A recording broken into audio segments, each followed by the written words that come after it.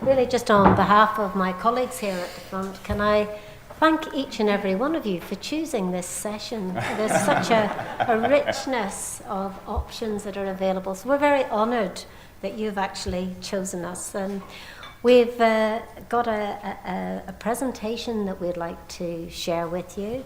I'm Deirdre Hughes. I'm the research director for this programme, working alongside Dr. Anthony Mann, who many of you know, and indeed our colleagues who've worked with us on the project, Rachael McKeown, who works for education and employers, was part of the team.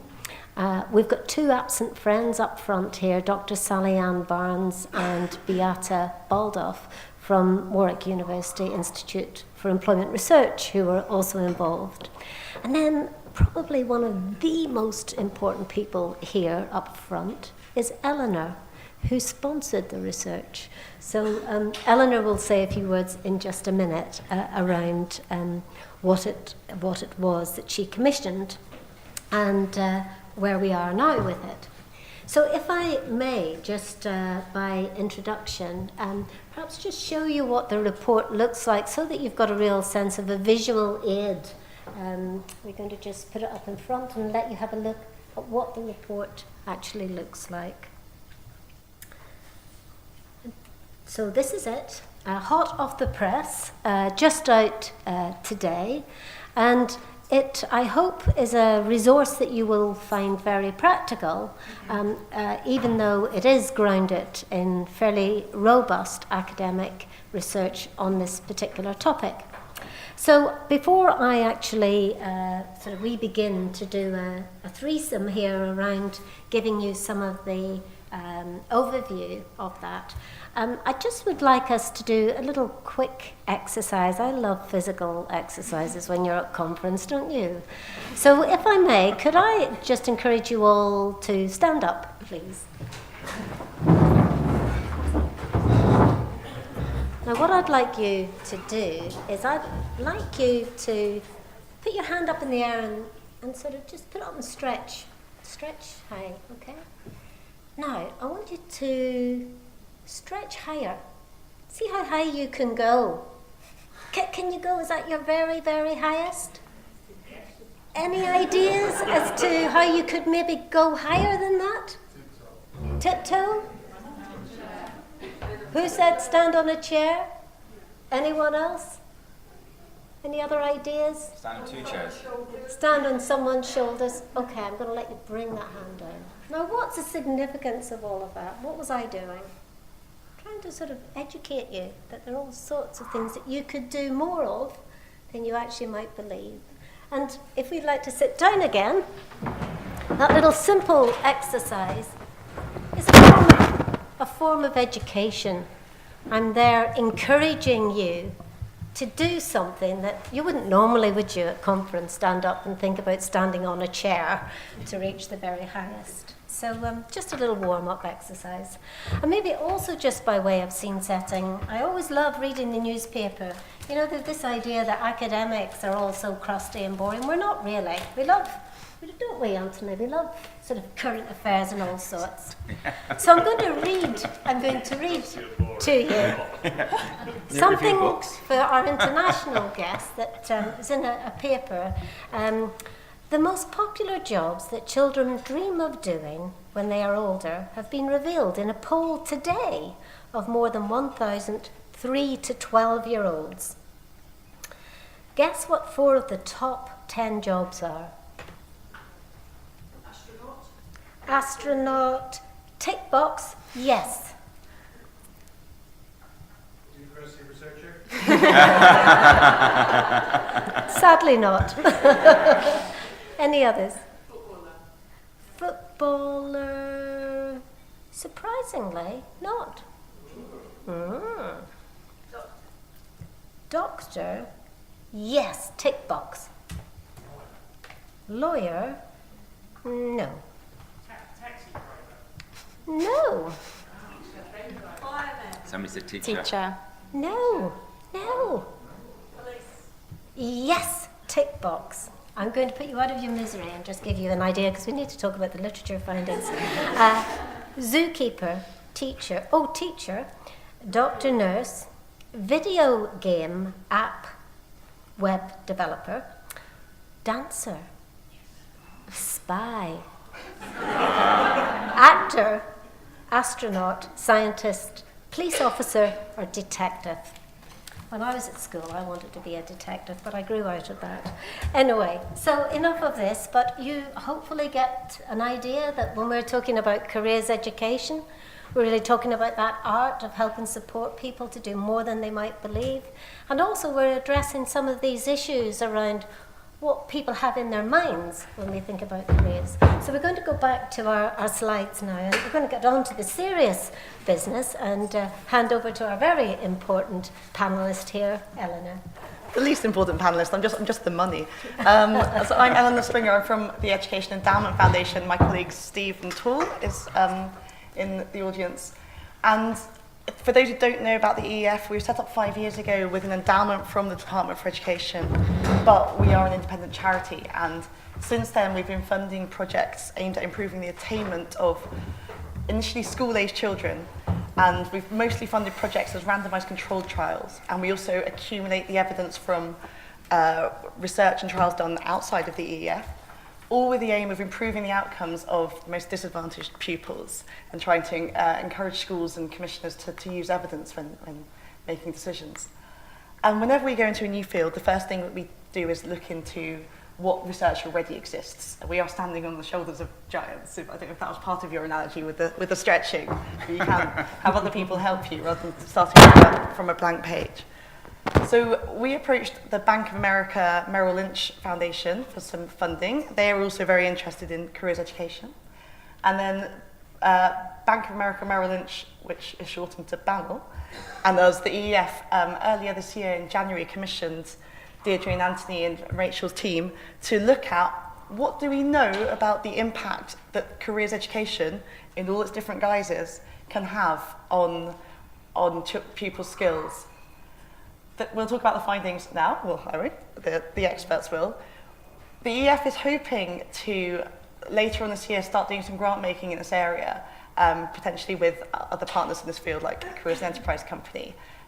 So watch this space. If you don't know us already, go to our website, sign up to our news alert, and then you'll be kept up to date with any commissions for funds for proposals that we'll be putting out. But firstly, I want to thank Deirdre and Anthony and Rachel and the team for all their hard work in getting quite a thorough and really interesting piece of work done so efficiently. Thank you very much, Eleanor. And our colleague from Bank of America Merrill Lynch may be in the audience, and I do want to really sincerely thank that sponsor as well. So really just very briefly, this is the research team. We are going to sort of co-present to you some of the key findings.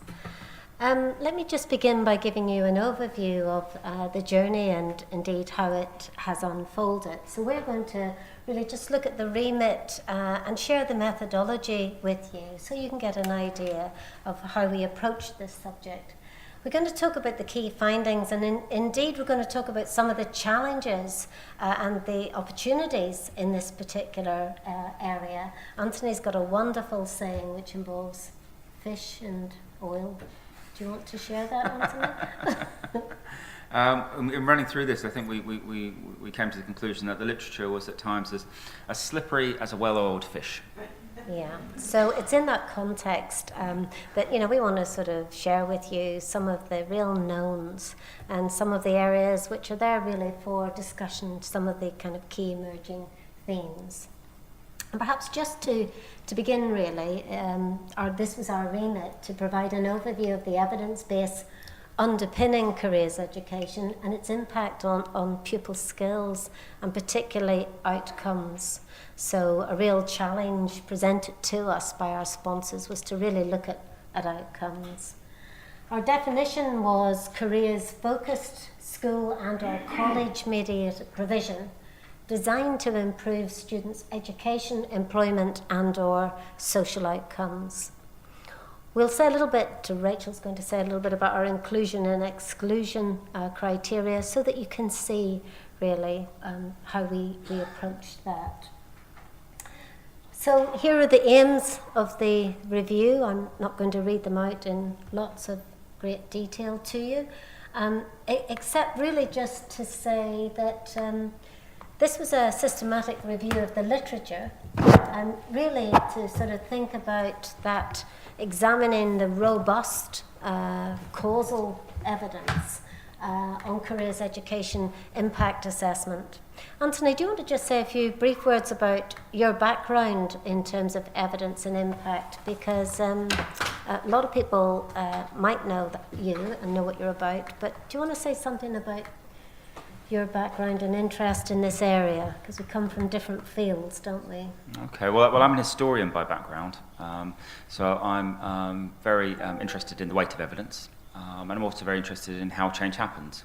And so after my stint in history, I kind of moved into government, and I spent a lot of time thinking about policy and how policy is made and what evidence you need to be able to inform policy, evidence to inform policy, or not, as the case may be.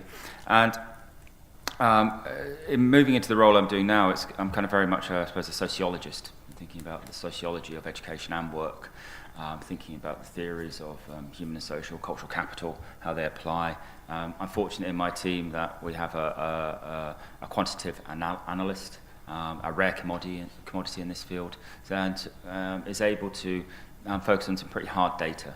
And so I'm very interested in sort of sociological and economic outcomes, and I come to the subject from that point of view with a foot more in sort of work-related learning, clearly employer engagement, and that aspect of kind of careers provision and the engagement of employers in education, which actually I think complements your own experience very well, Deirdre, and that's why we kind of thought we'd make a suitable team to do this piece of work.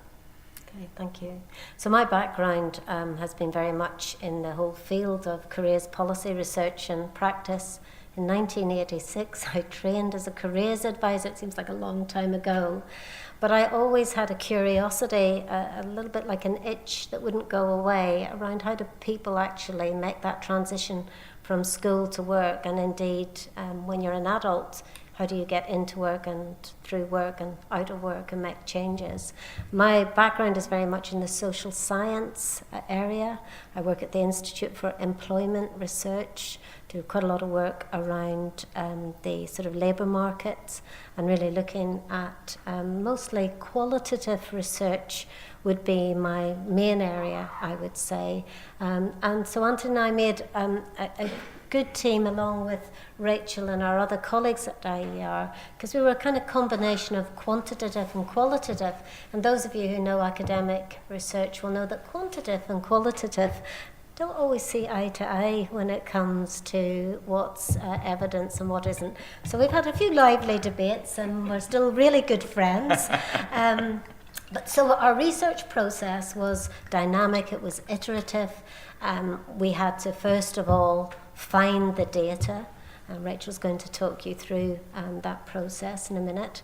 Then we had to extract the data, and we had to think about the criteria that we were using that would actually be very transparent for other users of the information. And I think one of the key things for this piece of research really was to say that Anthony and I, through our international work and our international contacts, we were so honoured to find that across the world we had leading academics contribute and point to some of the literature that met the criteria that we had. Too many people to be able to say who they all were, but they are acknowledged in the report. So let's now just get into the nitty-gritty of sharing with you the methodology. So, as has already been explained, the methodology was a literature review. So the first step that we took was to gather all of the literature that we could, which, to think of careers education, you might think that's a lot of literature to get through. So we tried to narrow the search parameters by searching for words that are as relevant as possible to the exact outcomes that we wanted to get. So that was economic, education and social outcomes. So we all together created a list with different words which reflected those outcomes and we searched online databases from EBSCO and Scopus, if you're familiar with journal databases, and they came up with thousands of results. So the first task was to go through all of the results and sift down, so by title and by abstract, you sift out articles which you know are relevant or not relevant. And then that took us down to 359 articles to possibly included. And then after a full document screen, we went down to 147. And then at that point, we classified each document based on the methodology. So this is a really critical part of what we did in the literature review. So we classified on 4 levels of evidence, and this was based on previous work that Deirdre's done. And we had level 1, level 2, level 3, and level 4.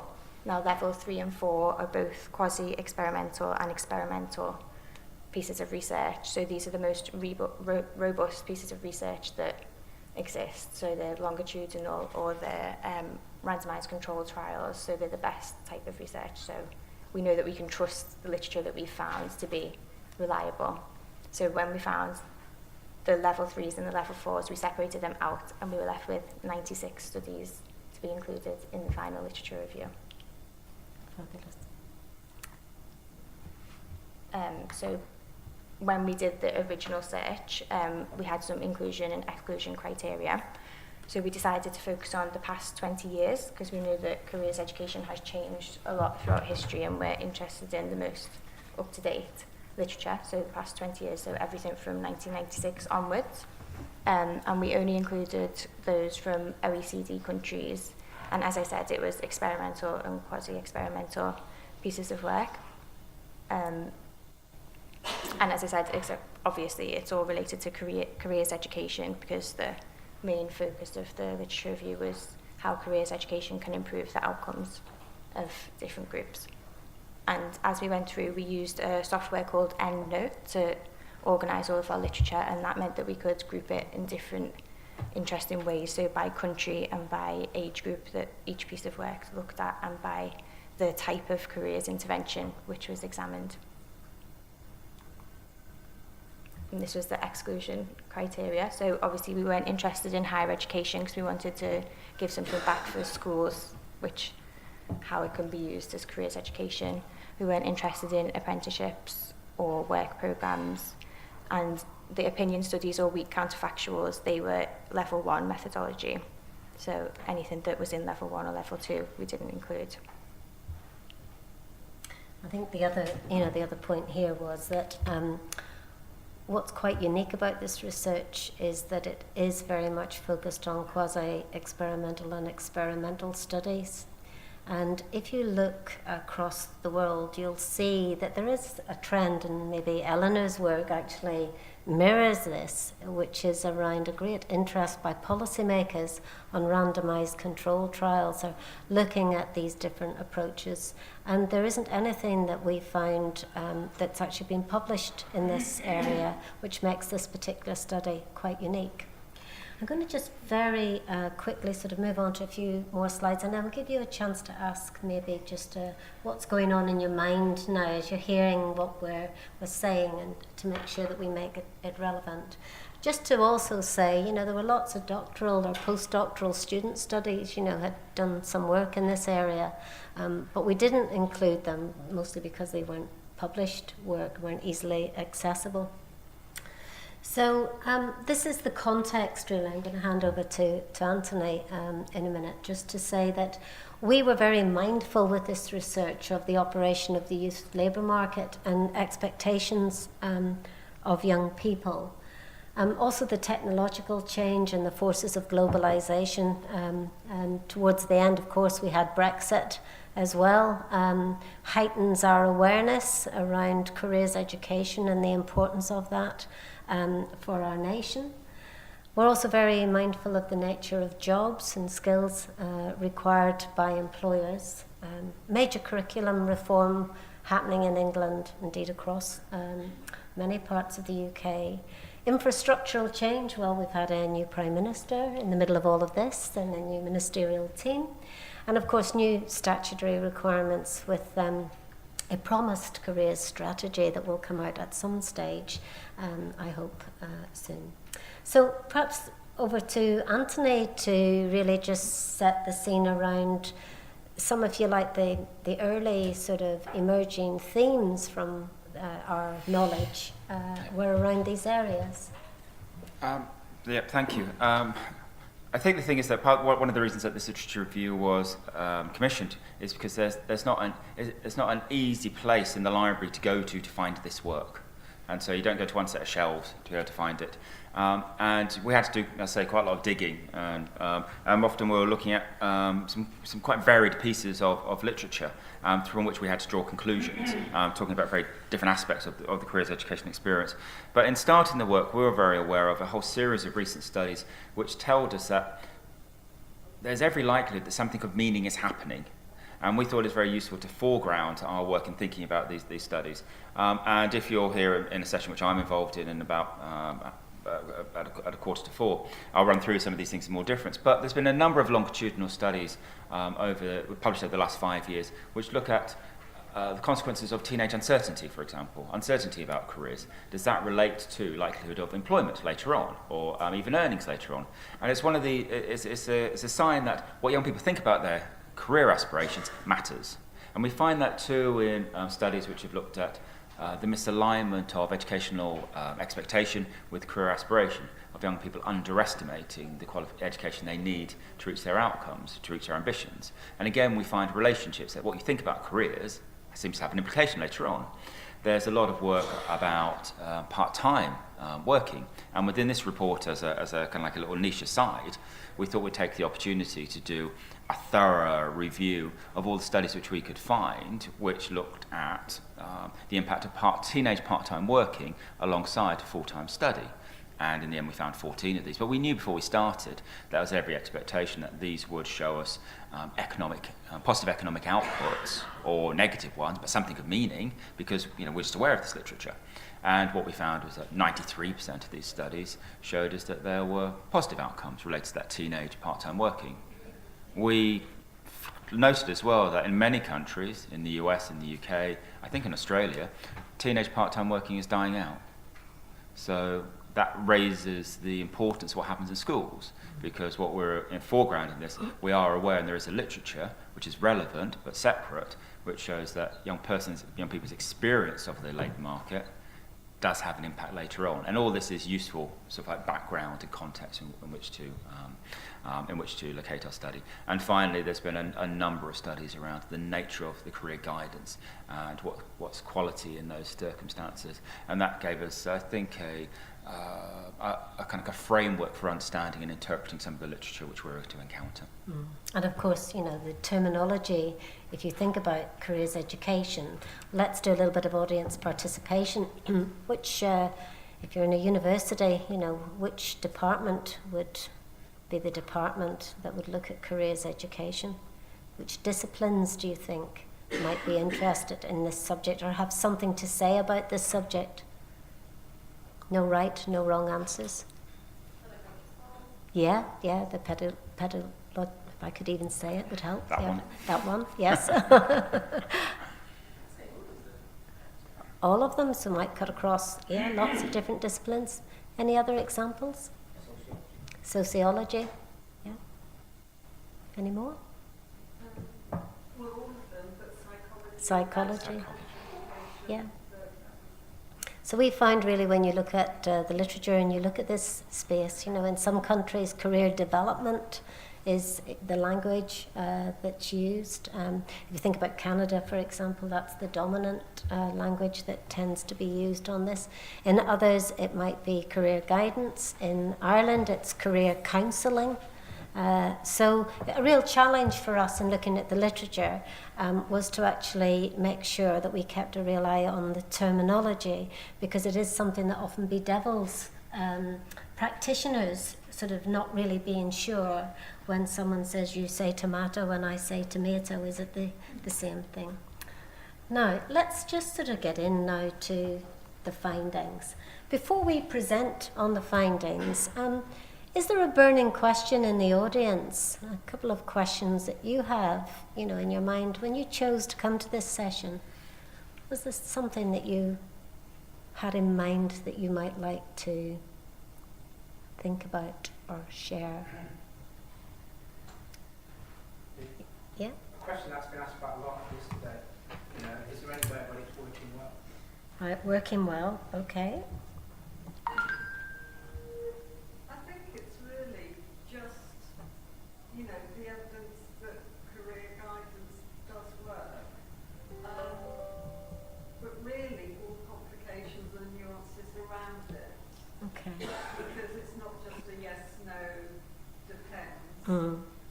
I've got some knowledge of the literature myself, but I think as a practitioner of world policy, I think for us to be able to say a few key facts or insightful comments around it is really So does it what works?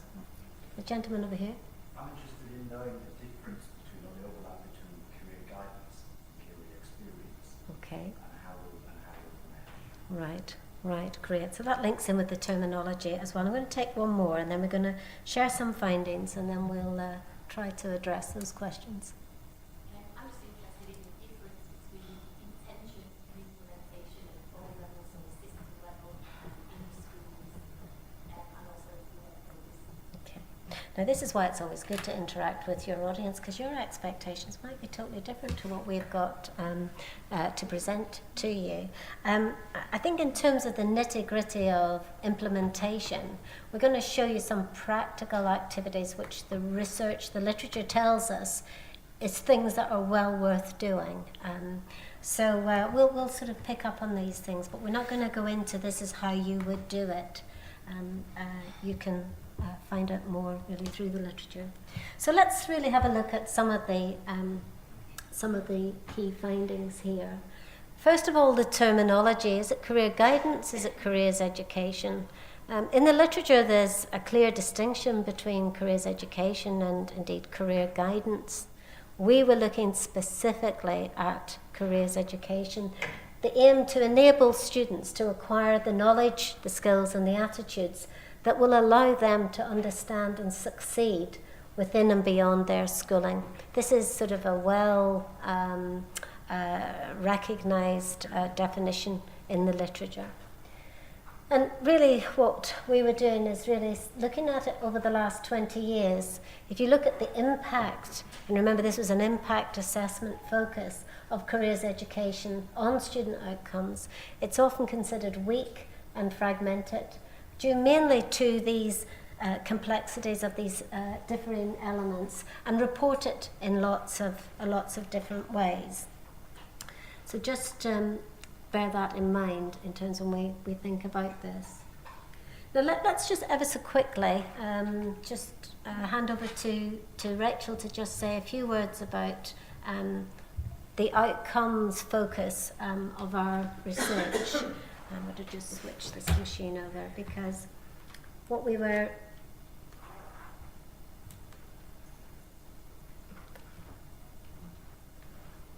Yes, so as I said before, we used EndNote to group all of the literature that we found, and it was a really useful tool so that we could see exactly the breakdown of the different literature and how it fell into the different outcomes and the different categories. So in terms of the outcomes, if careers education had an impact on education, we found 9 at level 3 and 14 at level 4. For the economic outcomes, we found 12 at level 3 and 2 at level 4. For social, we found 3 at level 3 and 9 at level 4. Now, a lot of articles covered different aspects. They didn't just solely look at attainment or education. They looked at how social can then impact attainment and vice versa. All different outcomes happen at the same time. So 16 at level 3 and then 8 at level 4. And then by country, this was really one of the most interesting things we found, that overwhelming the literature is US-based. So of all the OECD countries that we looked at, 46 were from the USA, so 63%, so that's a huge majority from there. And we found 10 from the UK and 8 from England, so 8 specifically looking at England and then 10 looking at England and Wales and Scotland. And then a few other countries included Australia, Canada, Finland and the Netherlands. but not that many countries you'll see make it on the final list. And then this is the spread by country, just to show visually how many from the US. And then we broke it down further, so by what type of school was looked at, so primary, secondary, or SEN. And then you'll see there we have primary/secondary, so some looked at all ages. Specifically, the US literature often looks at middle school, which is different from UK schooling, so we classified that as primary and secondary because it overlaps our traditional boundaries of cut-off. And then we also looked at gender, class, and ethnicity because we know often that different groups, career education can have different impacts for different types of people. So you can see the breakdown there of different articles if they looked at gender, class, or ethnicity. What was also very interesting, whenever you do begin to look at class, or you begin to look at the literature, you see a lot of the literature talks about social class, disadvantage, poverty. And on the gender pieces that we looked at, there was disparity between male and female, particularly in terms of actual perceived wage earnings. And for me, the one thing that really jumped out when we looked at, a lot of the literature being American, when you looked at the UK studies, I thought it was quite interesting that the UK placed a lot of emphasis on enterprise activities, particularly for young people from minority ethnic backgrounds. Very, very little research literature on young people with disabilities and indeed special educational needs, vastly underdeveloped, and something that we really, really tried hard to locate, a real opaqueness in terms of the quality of studies there. So this is where now we get into some of the interesting aspects of what on earth is careers education. You saw our definitions, so what did we find in terms of the dimensions of careers education? And this is the list, really. This is very much what we found from the literature, that careers education would cover careers provision, which, to touch on the point that you had mentioned, career guidance, very much part of that, and these other things. So any big surprises from that list? I guess not, perhaps. But Anthony, do you want to say anything around, were there any surprises? Or? I think our surprise really was that we came up with these categories at the start of our work from what we knew from our own personal libraries and thinking about how the literature might fall into it, and it did fall into it. The pieces were kind of classified against us. But if you look down this list, these are very different things, and often the definition of what is meant by mentoring could be, for example, is very different across different studies.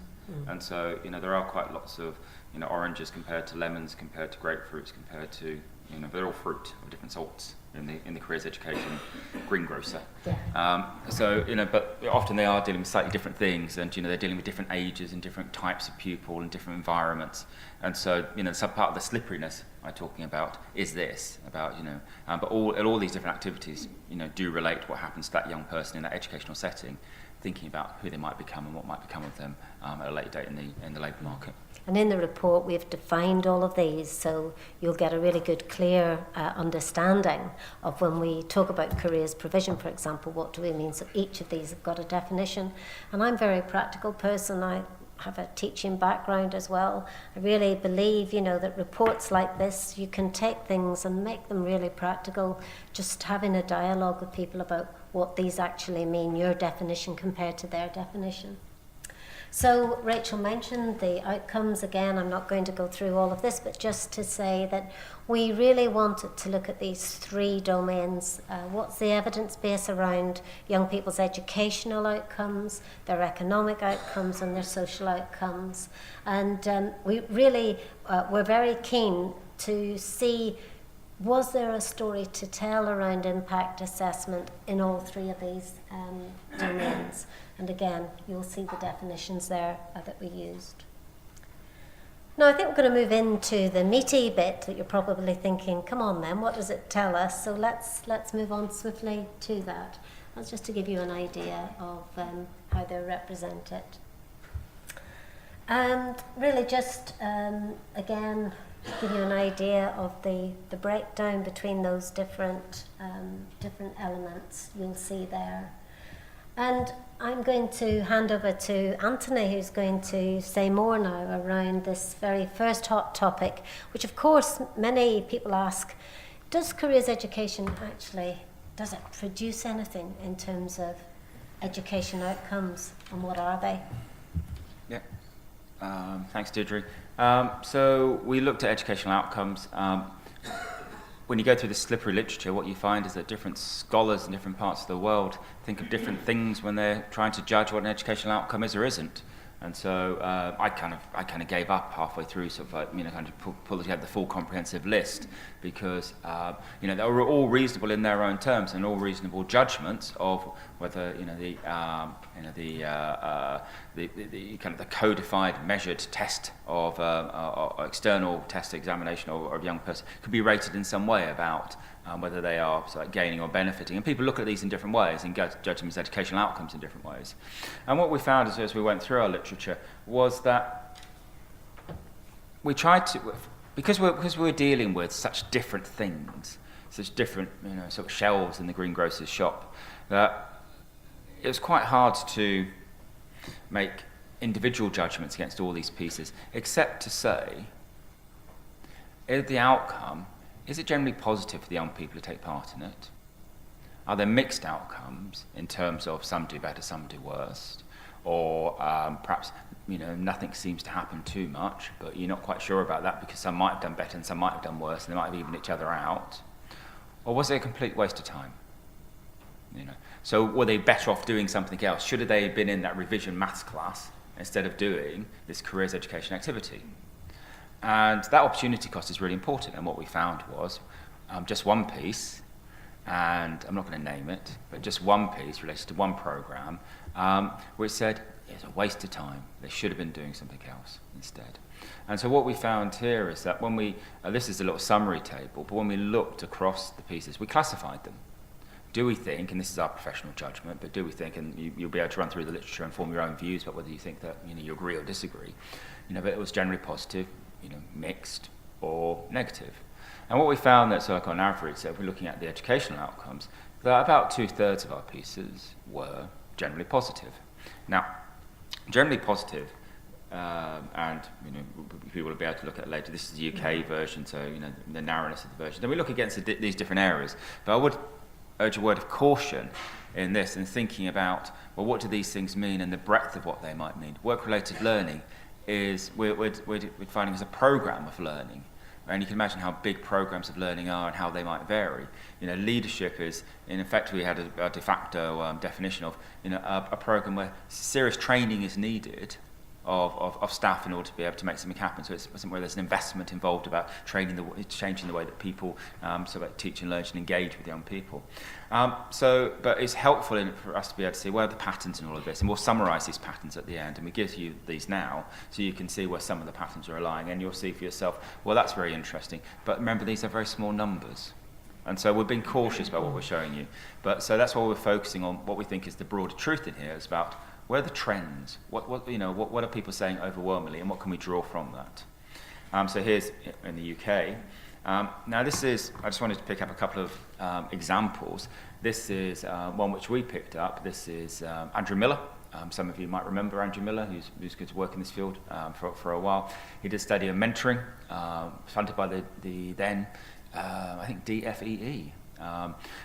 Numbers are quite small, and often numbers are quite small. But this is in peer-reviewed literature, and it uses a randomised system to identify young children, 14, 15-year-olds, who get mentored, and there's a control group, those who don't. And then looked at their attainment, and sort of like, there's a bit of variation. Boys do better than girls, or is it girls do? Well, it's about the same, really, but boys and girls doing about the same.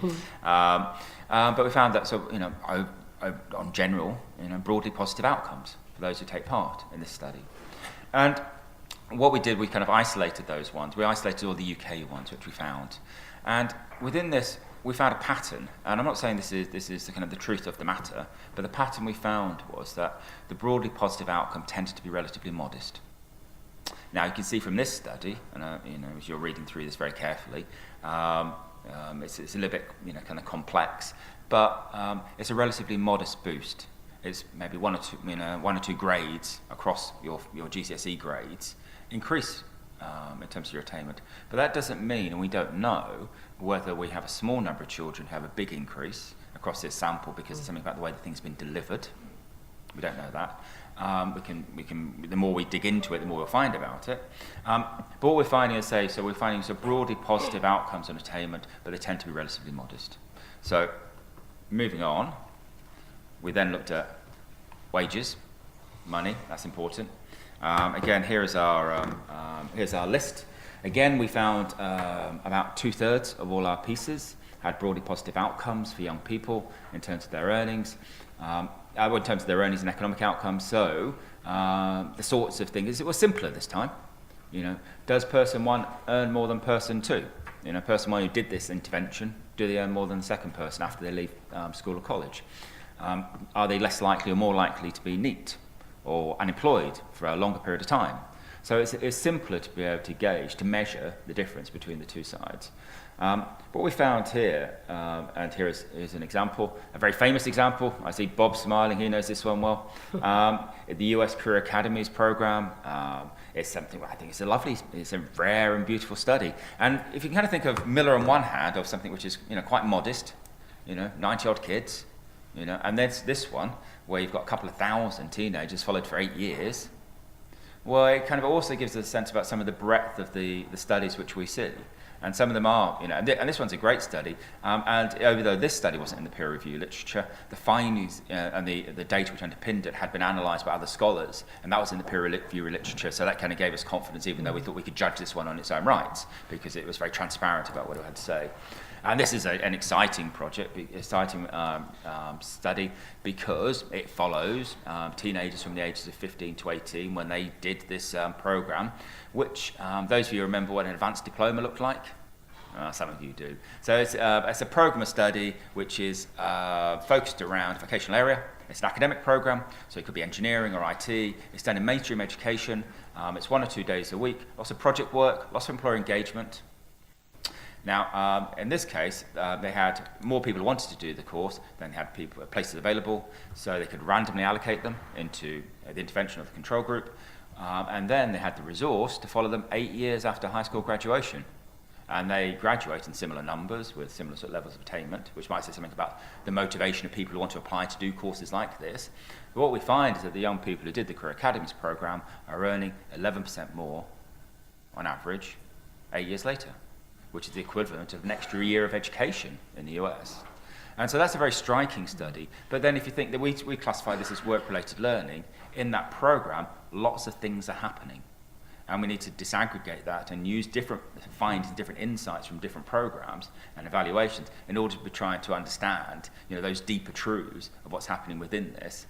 But so this is an example which I think is very, very useful. And I would just say, do take a moment to review the little section of the report where I pulled together everything about earnings.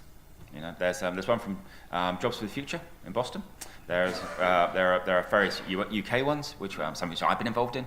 And the thing about the economic outcomes is that when you look at the money, the sums are big. They're strikingly big. So attainment gains, it appears to be modest, although we don't, it appears to be relatively modest. But the economic ones, it seems to be very significant. Some large sums of money. Which is very interesting because if an employer is paying this fellow here £500 a month more than that fellow there, and they're effectively the same in terms of their qualifications and their background, something's different. And for what's a relatively minor intervention, suggests to us that there is a productivity boost, and that person 1 is perhaps a better fit, or is a better fit for the work which they are doing. And it kind of raises some very interesting questions about how can we explain wage premiums of such size, which seems to be relatively consistent within the literature. And again, as you always say, it's a small literature, it's a slippery literature, but this is one of the consistent findings which we were finding, which we think is well worth investigating further. And also just to say, we've been teaming up with some academics in Canada as well who've been doing some really interesting studies around randomised control trials, and again looking at wage earnings and doing longitudinal tracking. I'm mindful of time and want to give you a chance to ask questions. So if we have lots of slides, but I think we might just whiz through, maybe talk very briefly now around the sort of social outcomes. The measurements of social outcomes vary considerably across the literature. In the literature, again, if you're a very pragmatic person, you'll see there are lots of examples of measurement or inventory tools that have been used in different studies, and lots about the degree of exposure to work experience. Again, you can have a look. At the figures and the breakdowns of the studies. And really just to say that the studies on social outcomes really can be categorised around prevention measures, integration measures, or recovery measures. And again, you can see the literature really that surrounds those three key aspects. The aspect in social outcomes really, a lot of the literature talks about having the space and the place for career reflection, having exploration, having action, helping young people network, creating a meaningful learning environment, very much in the Netherlands studies, looking at career dialogue, very interesting work, having more conversations in schooling and outside of school around work, and the conversations that young people have in the workplace, very significant in terms of them. And again, one of my favourite studies, if I'm allowed to have a favourite one, which I wish we could do here, Eleanor, in the UK with Anthony and colleagues, is, to really look at that whole issue of maybe replicating the study in the Netherlands, which was actually tracking young people, but working with teachers around teachers' understanding of career education and actually seeing from a young person and a teacher's perspective. So what does the literature tell us? 60% of the studies looking at educational outcomes are positive. So if anyone ever says to you careers education is a waste of time, please quote this. 67% of studies looking at economic outcomes are positive, none are negative. And 62% of studies looking at social outcomes are positive, with only 3% negative. So when we sort of drill down, if you asked us to sort of in one slide say, well, what was this all about? Well, the studies really suggest there's impacts on attainment can be made. There's good evidence on wage earning premiums, and there's very good evidence around social outcomes, particularly around that networking and the career dialogue in a meaningful learning environment. We thought we'd put it really in a little neat table, because some people say, well, which should you address first? Should you do mentoring first? Should you do leadership? This is what the literature was saying, not you should do this, but it gives you an idea in each of these outcomes, if you like, some of the key emerging themes that might be useful for you in your practice when you're thinking about careers education, and use those definitions. Big worry, I think, in that hardly anything in the literature around the use of ICT and labour market information or intelligence. What's that all about? Given what we've heard, from the conference, we really have got to get more academic research and practical research going on, given where we are around the Industrial Revolution. Just finally, just to say, we know other countries are doing it so much better than we are here in England. And clearly we need more research, which is longitudinal, and therefore, capable of looking at these longitudinal aspects. And any of our colleagues internationally, or indeed anyone in the audience who's also interested in longitudinal research, we're really keen to talk. We're going to really just finish by saying thank you to our sponsors. The partnership between Warwick University, IER, and the education employers charity has worked incredibly well, and we're going to continue to actually build on this piece of work. We will be publishing further, but we would encourage you to point us to studies that you've come across that resonate with you and say something really meaningful. And we're going to develop a codicil. Codicil. That's our new word, codicil. We're going to update it, and we hope that when people look at it, if they're a practitioner, they'll say, at least now when I'm in school, or if I'm talking to somebody about careers education, thanks to our sponsors, that actually they've got something that's very practical. But at the back of the literature, you'll see we've done little abstracts on all 73 studies, and we've done a separate little section on the studies that link to part-time work. So we're both great believers in being practical, as well as actually respecting the academic discipline that's required for a task of this sort. So thank you very much, and we're keen to get some questions from the floor. We